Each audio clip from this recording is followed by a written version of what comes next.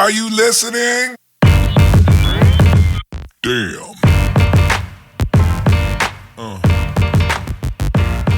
Yeah. Yeah. And what is up, guys? Welcome back to another episode of Two Guys in a Warehouse. I'm Alex. And I'm Dylan, and we're back with another movie review. Yes, sir. We're doing Castle in the Sky, or Laputa Castle in the Sky. Yep. As it's also known. Sorry. Great movie. Came out in 1986. But before we get into that, if you've been enjoying the podcast, please follow or subscribe. You can also follow me at TGW Podcast on Instagram or Two Guys in a Warehouse on Facebook. And you can follow me at Professor_Otaku on Instagram. And the same thing goes for Facebook. Same name. Same name? Same, but different? Yeah. I like to keep consistency.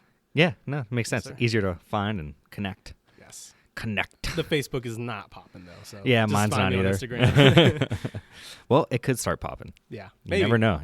It's just somebody's going to find it and be like, oh, shoot, I like this. Just take off. Yeah.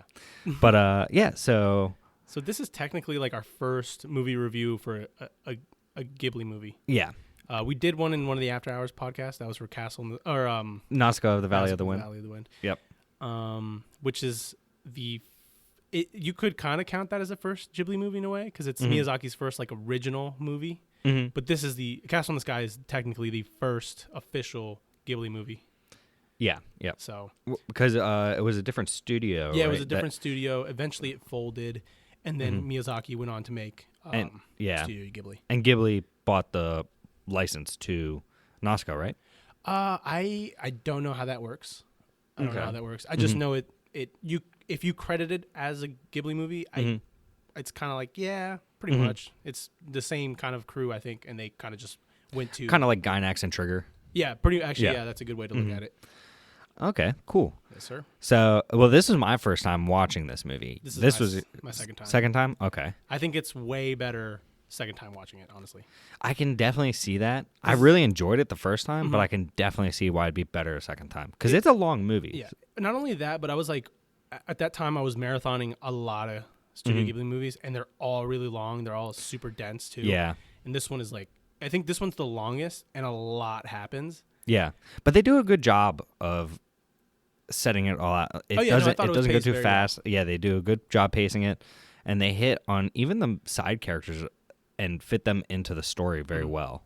And I don't know if you want to give the synopsis. Like, were you able to? Yeah. Huh? So basically, this girl Shita is being chased by the villains. These pirates. Yeah, pirates and the government.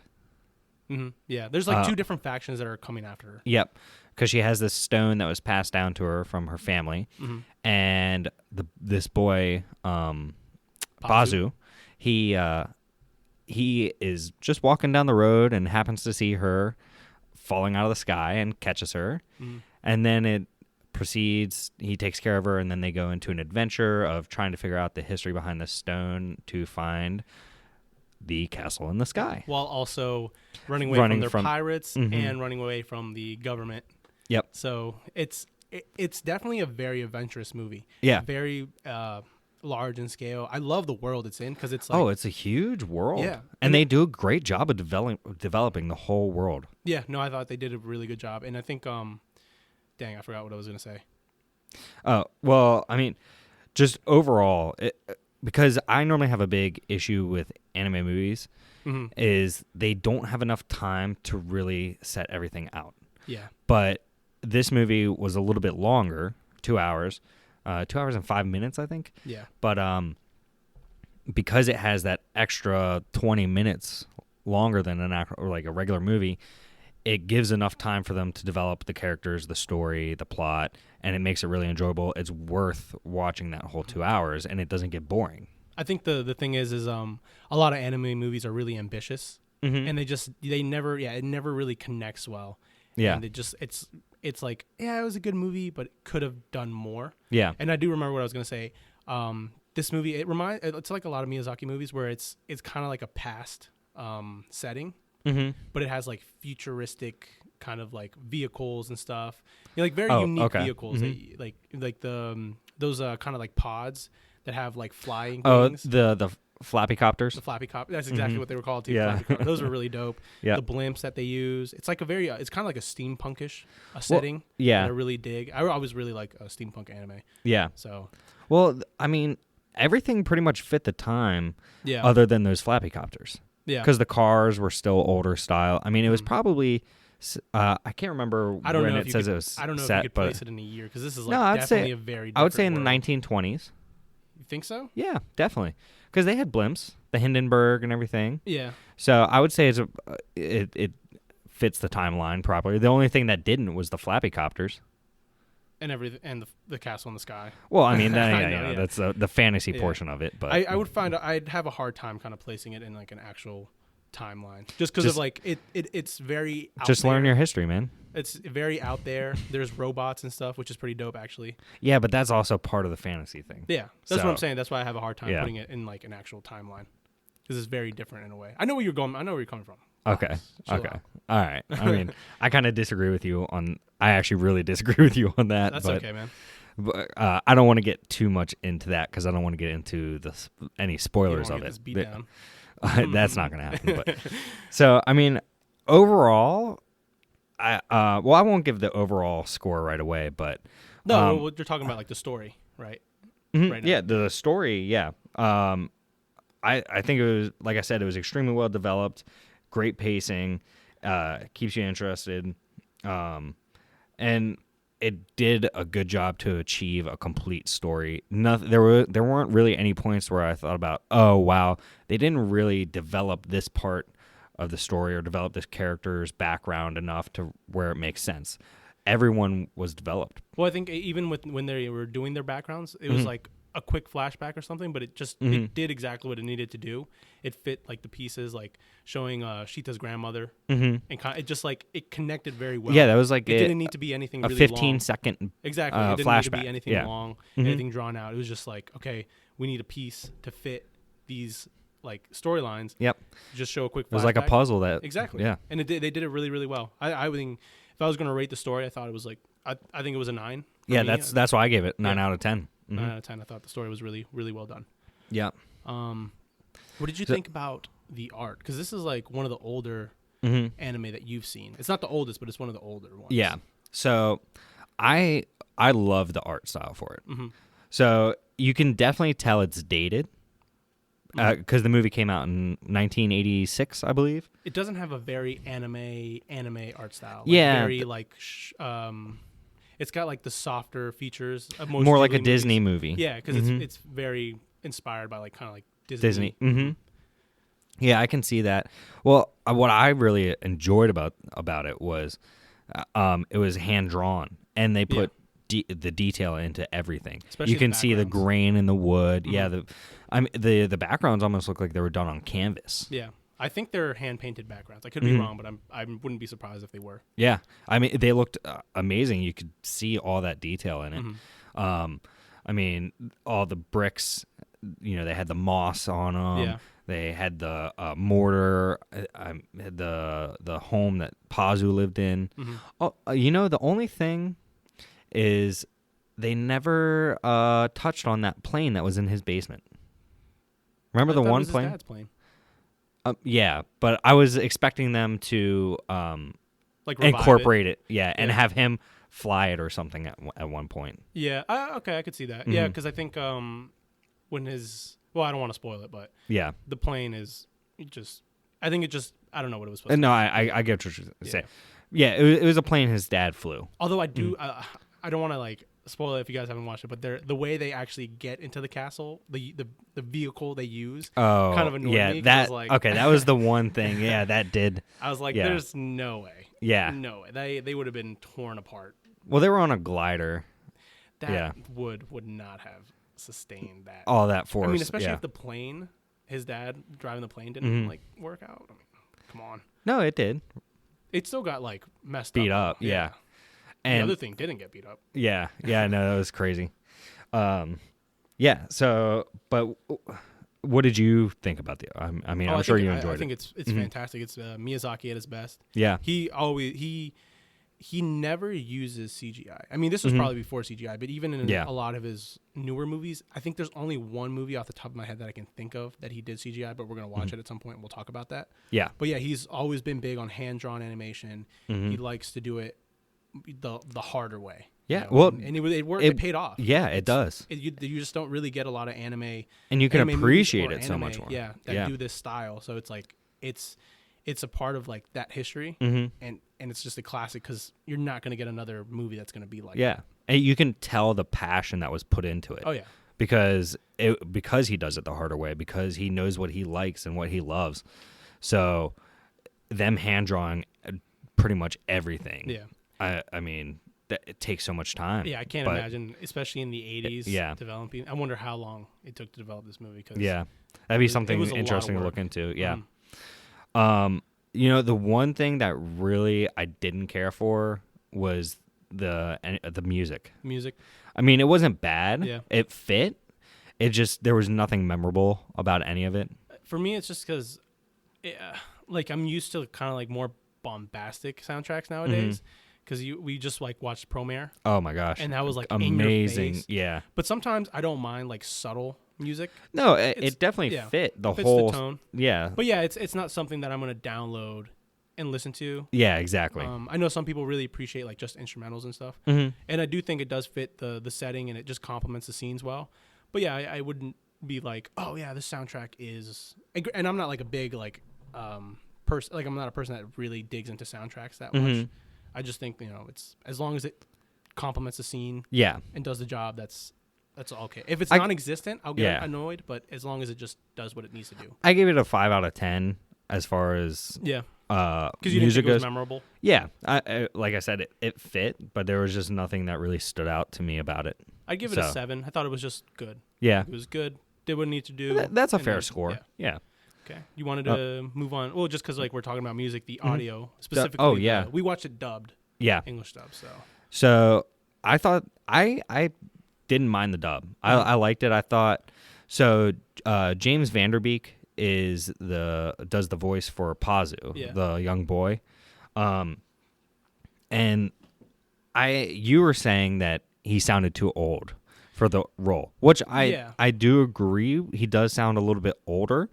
But I think the personality, especially because I watched Dawson's Creek, and there were certain points in the movie where I could see a similar personality to Dawson. So for me, it fit really well because I'd seen him act that way before. So I could visualize it too. Sheeta was okay, but the biggest thing was it almost sounded like her accent changed multiple times. Yeah, she had like 3 different accents. Yeah. I was like, what? Yeah, I know. Like, is she British? Wait, like, no, she's not British. Then it was like American. Yeah. But then it had like almost like not a Canadian, but like a French, like a Frenchish. Yeah. Yeah. It's a very weird accent she had, and she's Canadian. The voice actress. That's why I'm thinking there was. It seemed kind of French, British, mixed in with English because you have the British side of Canada and then you have the French side. Well, not sides, but I just don't know how it fits for this like role though. It just felt weird. No, it definitely felt off. It was my least favorite voice actor for this movie. Yeah. I don't think it was bad enough where I wouldn't watch it again dubbed and I would hate on her, but I completely agree. It just felt weird. I would be interested in watching it subbed. But one thing that made the dub like kind of worth watching is Mark Hamill's role.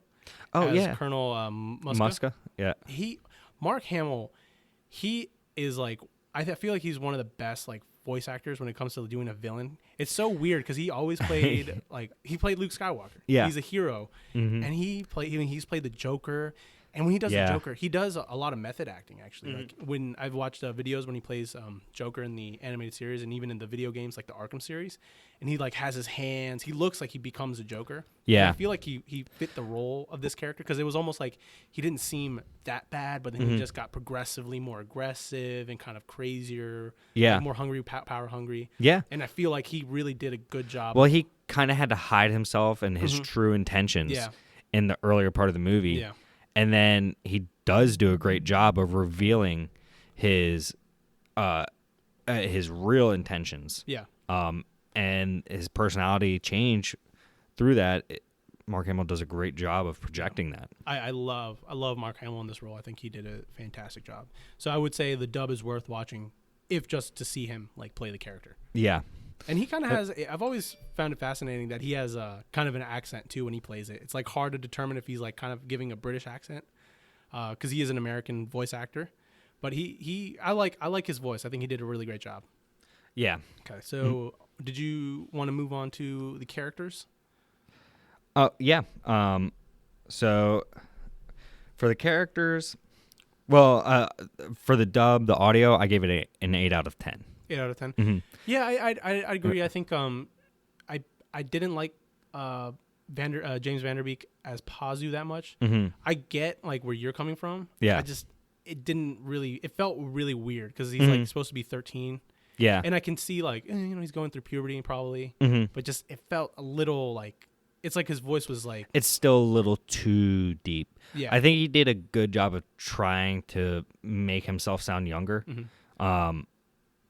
But yeah, it wasn't quite I think he did young a enough. good job in terms of acting. I just Oh think yeah. the voice Oh, he did a just great job. felt a little off. I could feel every emotion, Yeah. coming out of him. And then So. Sheeta, I was like not big on personally. No, yeah, she kind of seemed like she had emotion, but it was kind of plain. Yeah.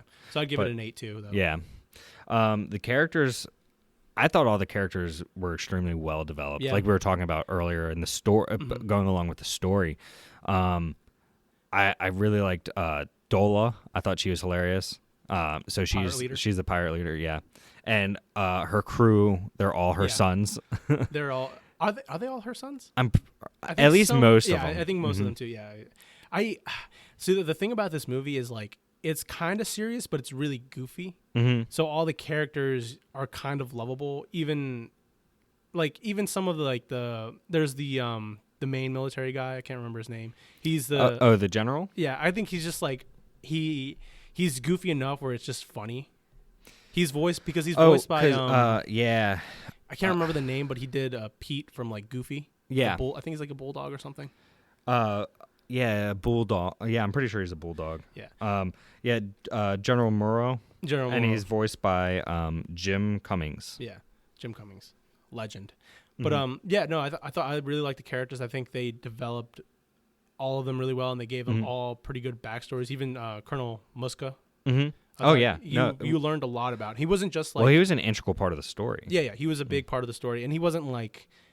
He was a bad guy, but it's like you kind of know where he's coming from because he just he's like entitled character. Like he feels entitled to things. Yeah. Right. Yeah. But it explains why. Right. So I think it did a good job of. He's not a sympathetic character, but you kind of know you understand his reasonings. Of what he's doing. I'm trying to think. It's very similar to something else. I feel like I've watched. I can't recall at this point, but I feel like I've watched something else very similar. No, I could definitely see some parallels because it's a very. It's not a basic like story, but like some. Yeah.